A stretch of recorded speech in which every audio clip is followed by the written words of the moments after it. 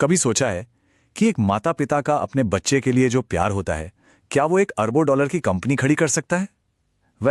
मामा अर्थ की कहानी में बिल्कुल ऐसा ही हुआ। ये एक ऐसे ब्रांड की कहानी है जो किसी बड़े से बोर्डरूम में नहीं, बल्कि एक आम घर में एक बहुत ही पर्सनल प्रॉब्लम का हल ढूंढते हुए पैदा हुई थी। और इस पूरी कहानी का जो दिल है वो गजल अलग के इन शब्दों में छिपा है।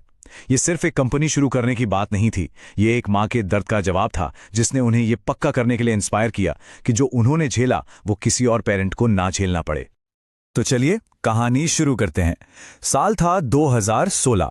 वरुण और गजल अलग, एक यंग कपल, अपनी जिंदगी के एक बहुत बड़े चैलेंज से गुजर रहे थे और उन्हें जरा भी अंदाजा नहीं था कि उनकी यही मुश्किल एक ऐसे आइडिया को जन्म देगी जो इंडिया के कंज्यूमर मार्केट को हमेशा के लिए बदल कर रख देगा।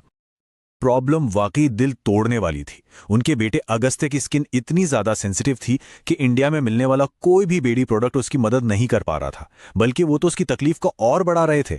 जरा सोच कर देखिए, अपने बच्चे को दर्द में देखना और कोई भी सोल्यूशन न मिलना कैसा लगता होगा। उनके पास एक ही रास्ता बचा था, अमेरिका से महंगे प्रोडक्ट्स मंगवाना, जो कि कोई लॉन्ग टर्म सोल्यूशन तो था नहीं। तो जाहिर है परेशानी में वो गूगल पेरेंट्स बन गए। हर प्रोडक्ट के पीछे लिखे इंग्रेडिएंट्स को घंटों तक खंगालने लगे और उन्हें जो मिला वो सच में चौंकाने वाला था। उन्हें पता चला कि अमेरिका और यूरोप जैसी जगहों पर 1500 से ज्यादा ऐसे केमिकल्स पर बैन था जो नुकसान पहुंचा सकते थे, लेकिन इंडिया में नियम बहुत ही ढीले थे। ये सिर्फ एक छोटा मोटा गैप नहीं था, ये तो एक बहुत बड़ी खतरनाक खाई थी। बस इसी एहसास से एक क्रांति का जन्म हुआ। उन्होंने सोचा कि अगर बाजार उन्हें वो नहीं दे सकता जिसकी उन्हें जरूरत है, तो वो इसे खुद बनाएंगे। उन्होंने एक ऐसा ब्रांड बनाने का फैसला किया जो दो बहुत ही सिंपल लेकिन पावरफुल प्रिंसिपल्स पर चलेगा, सेफ्टी और नेचर। और बस इसी तरह दिसंबर 2016 में गुरुग्राम से मामा अर्थ का जन्म हुआ। नाम भी कितना परफेक्ट था, मामा जो एक माँ के प्यार को दिखाता है और अर्थ जो नेचर की अच्छाई को। उन्होंने सिर्फ 6 बेबी प्रोडक्ट्स के साथ शुरुआत की थी, लेकिन उनका मिशन बहुत बड़ा था। देखिए, मामा अर्थ सिर्फ प्रोडक्ट्स नहीं बेच रहा था, वो एक वादा बेच रहा था, एक गुडनेस का वादा। वो प्लास्टिक पॉजिटिव बन गए, मतलब जितना प्लास्टिक इस्तेमाल करते उससे ज्यादा रिसाइकिल करते।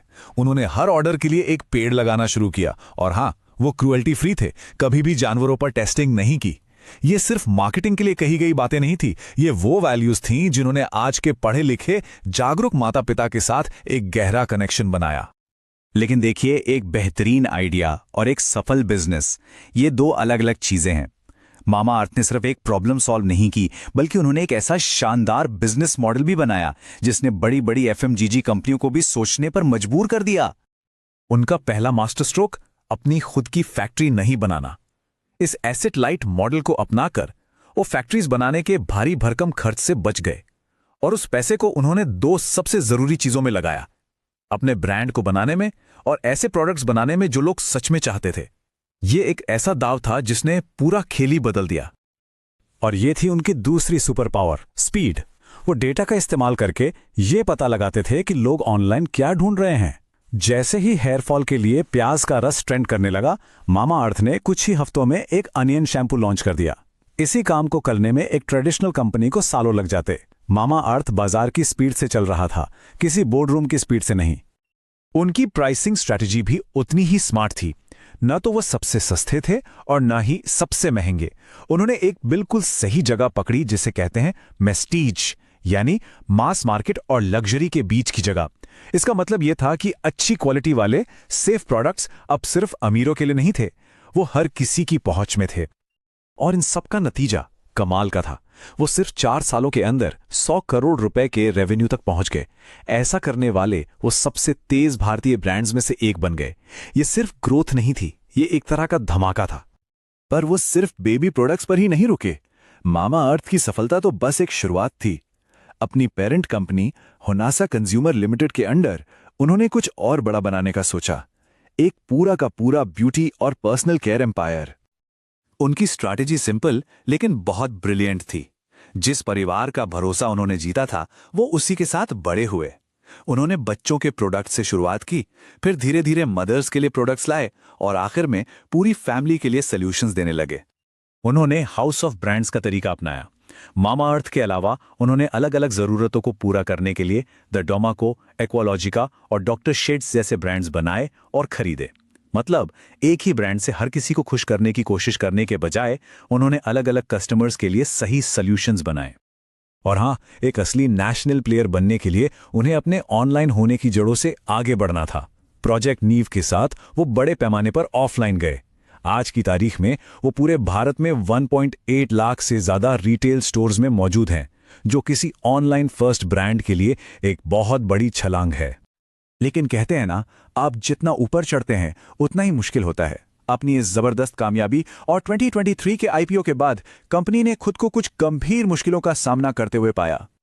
एक पब्लिक कंपनी होने का दबाव महसूस होने लगा, ग्रोथ धीमी होने की चिंताएं बढ़ने लगी, उनका जो तेजी से ऑफलाइन एक्सपेंशन हुआ था उससे इन्वेंट्री को लेकर दिक्कतें आने लगी, और जिस मार्केटिंग खर्च ने उन्हें इतना सफल बनाया था, अब उसे प्रॉफिट के रास्ते में एक बोझ के तौर पर देखा जा रहा था।